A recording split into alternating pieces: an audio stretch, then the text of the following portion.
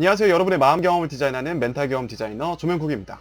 여러분은 사람들 앞에서 발표를 할 때 어떤 감정을 느끼시나요? 목소리는 떨리고 말은 끊기고 다른 사람이 어떻게 생각할까 불안하신가요?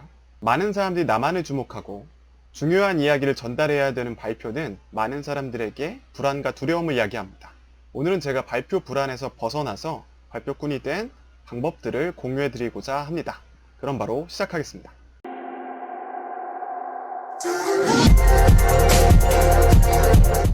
첫 번째는 단 한 번의 칭찬, 단 한 번의 성공입니다.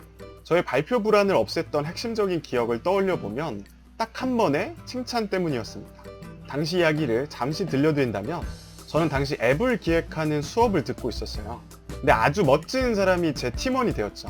2명이서 하는 프로젝트였는데 첫날부터 안 오고 아이디어도 제대로 안 내고 마지막에 자기만 믿으라면서 영상을 만들어줬는데 영상의 퀄리티도 쓰레기였던 그런 나쁜 기억 속에 수업이 있었습니다. 어쨌든 거의 혼자 과제를 다 수행하고 있었는데 마지막 발표를 앞두고 있었어요. 이 사람이 밤을 새서 영상을 만들었다고 저한테 보내줬는데 발표는 30분 남았고 영상의 퀄리티는 쓰레기였고 멘붕에 빠졌었죠. 어쨌든 이 상황을 타개하기 위해서 발표를 나름대로 했습니다. 발표는 제가 생각하기에 평이했다고 보는데 제 동기 형 중 한 명이 정말 발표 잘했다고 칭찬을 해주는 거예요. 그 자리에서도 되게 칭찬해주고 페이스북 댓글로도 달아줬던 기억이 납니다. 저는 그때까지 발표를 잘한다거나 발표에서 두려움이 없다거나 그러지 않았는데 그때 그 칭찬을 계기로 갑자기 발표에 대한 자신감이 붙기 시작했어요. 근데 그때 제가 정말 잘했는지는 모르겠어요. 왜냐하면 그 형 말고는 발표를 잘한다고 누가 칭찬해준 적이 없었거든요.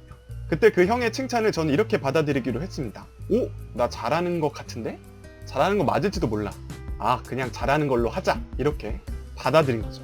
한 번의 성공은 자기 자신에 대한 믿음이 생기고 믿음은 자신감으로 연결되고 그 자신감을 바탕으로 실제로 잘하게 되는데 영향을 미칩니다. 많은 사람들의 확실한 평가가 아니어도 좋습니다. 딱 한 번의 칭찬으로도 여러분은 발표의 불안에서 벗어날 수 있습니다. 두 번째, 나만의 발표 장점 찾기. 발표는 수많은 과정들로 이루어져 있습니다. 크게는 내용과 전달로 나눌 수가 있겠죠. 또 여기서 내용에서는 누군가는 PPT, 누군가는 내용의 참신성, 유머, 그리고 형식상의 독창성을 주 무기로 삼을 수도 있겠죠. 또 전달에 있어서는 목소리가 좋다거나 혹은 말의 강약을 조절한다거나 제스처를 쓴다거나 하는 장점들이 있을 수 있습니다. 이렇게 세부적으로 나누다 보면 여러분도 이 중 한두 가지는 발표 장점을 발견할 수 있을 겁니다. 혹은 여기서 자기의 장점을 개발할 수도 있겠죠. 저 같은 경우는 약간의 디자인 능력 플러스 목소리를 장점이라고 받아들였습니다. 그러면서 이제 약간의 자뻑을 했죠. 아, 이건 남들이 별로 갖지 못한 차별점이겠지? 이러면서 받아들이면서 저만의 발표에 대한 자신감을 키워갈 수 있었어요. 여러분도 한번 생각해 보세요. 여러분의 발표 장점은 무엇이 있을까요? 세 번째는 못할 수도 있지 라는 생각입니다. 저는 1번의 경험으로 자신감을 얻었지만 늘 제가 생각한 것만큼 발표를 잘하지는 못했어요. 그때는 되게 아쉬웠지만 그럴 때마다 그렇게 생각을 했습니다. 오늘 발표는 조금 못했어. 그런데 다음에는 포텐이 터져서 잘할 수도 있어. 우리는 문제가 한 번 발생했다고 해서 그 문제가 계속 항구적으로 이어지는 것은 아닙니다. 그리고 이런 나쁜 일은 가끔 가다 일어난다고 생각하는 것이 우리 정신건강에도 좋고요. 이번에는 못할 수도 있지만 다음에는 잘할 수 있다는 생각이 우리의 발표 불안을 줄어들게 만듭니다. 네 번째, 사람들은 내가 아니라 내가 하는 내용에 관심이 있다. 발표라는 상황은 꽤나 부담스럽습니다. 사람들은 모두 나에게 집중하고 있고 나의 표정이나 외모 그리고 말하기 방식에도 집중하는 것처럼 느껴지죠. 그러나 사람들은 보통 발표자의 말투나 표정, 외모 등에 대한 기준이 그렇게 높지는 않습니다.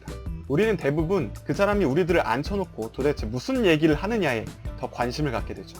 발표도 그냥 전달이 정말 안 될 정도의 발표가 아닌 이상 그냥 넘어가곤 합니다.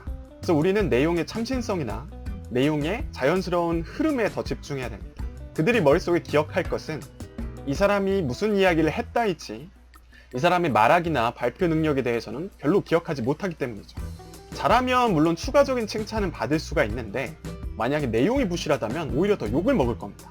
저 사람 말은 잘하는데 내용이 별거 없어 이러면서 말이죠. 그래서 한번 떠올려 보세요. 최근에 보셨던 강의나 유튜브 영상에서 그 사람이 말하기에 집중했는지 아니면 그 사람이 들려줬던 내용에 대해서 집중했는지 말이죠. 네, 앞서까지는 제가 발표 불안을 어떻게 없앴는지를 말씀드렸고, 추가적으로는 발표에 도움이 되는 팁을 알려드리도록 하겠습니다. 첫 번째 팁은 연습은 하되 외우지는 말 것입니다. 저도 예전에는 대본 같은 걸 외워서 발표를 했던 시절이 있었어요. 근데 이게 문제가 뭐냐면 대사를 외워서 쭉 이어가면 상관이 없는데 그러다가 내가 한 번 꼬이기 시작하면 뒤에가 제대로 연결이 안 된다는 문제점이 있었어요. 그러니까 마치 드라마 대사를 하고 있는데 NG가 나서 그 뒤에부터 머리가 하얘지는 경험을 한 거죠. 그래서 대사를 외우기보다는 PPT에 핵심 키워드를 넣고 그 키워드를 반 정도는 애드립으로 이야기를 하면서 진행하는 게 좋아요. 이게 좋은 이유는 그 어떤 분위기나 상황에 따라서 더 좋은 발표로도 이어질 수 있기 때문이죠. 외워서 하면은 현장성이 반영될 수는 없거든요. 두 번째는 약간의 유머는 도움이 된다는 겁니다. 이건 어느 정도 발표에 대한 여유로움이 생길 때 가능한 거긴 하지만 요즘 사람들은 되게 집중력이 떨어져요. 엄청 짧고. 그래서 긴 시간 발표를 할 때에는 중간중간 유머를 넣는 것들이 추천됩니다. 유머를 준비하는 것도 좋긴 한데 보통은 저 같은 경우는 준비해간 유머는 더럽게 재미가 없더라고요. 그래서 현장에 맞춰서 어떤 포인트를 잡아서 비유를 들거나 하면서 이야기를 이끌다 보면 가끔씩 터지고 그게 전체적인 분위기로 이어져서 좋은 발표로 이어질 수 있습니다. 세 번째, 제가 마지막으로 전달드리고 싶은 건 이겁니다. 못해도 괜찮아요. 여러분은 발표를 잘하기 위해서 태어난 것도 아니고 말을 잘하는 사람들만큼 말을 할 기회가 많았던 것도 아닙니다. 그러니까 여러분들이 말을 잘 못한다고 해서 버벅거린다고 해서 여러분들의 잘못은 아니라는 거예요. 그저 익숙하지 않은 것뿐이고 그저 나랑 이 상황이 안 맞는 걸 수도 있죠. 발표란 상황이 중요한 평가와 연결되는 경우가 많아서 잘 못했을 때 자기를 공격하기가 쉽습니다. 근데 그럴 때 자기 자신을 공격하기보다는 따뜻한 위로의 말을 좀 건네주세요. 너는 열심히 준비했고 할 수 있는 만큼 다 했어. 괜찮아. 수고했어. 이런 말들을 좀 해주시는 게 좋을 것 같아요. 그래서 처음부터 잘하는 사람은 없고 다음 발표에 한 걸음씩만 더 나아가자 이렇게 자기한테 말해준다면 조금씩 발표를 잘하게 될 거고 불안감도 줄어들게 될 겁니다. 다시 말씀드립니다. 못해도 괜찮아요.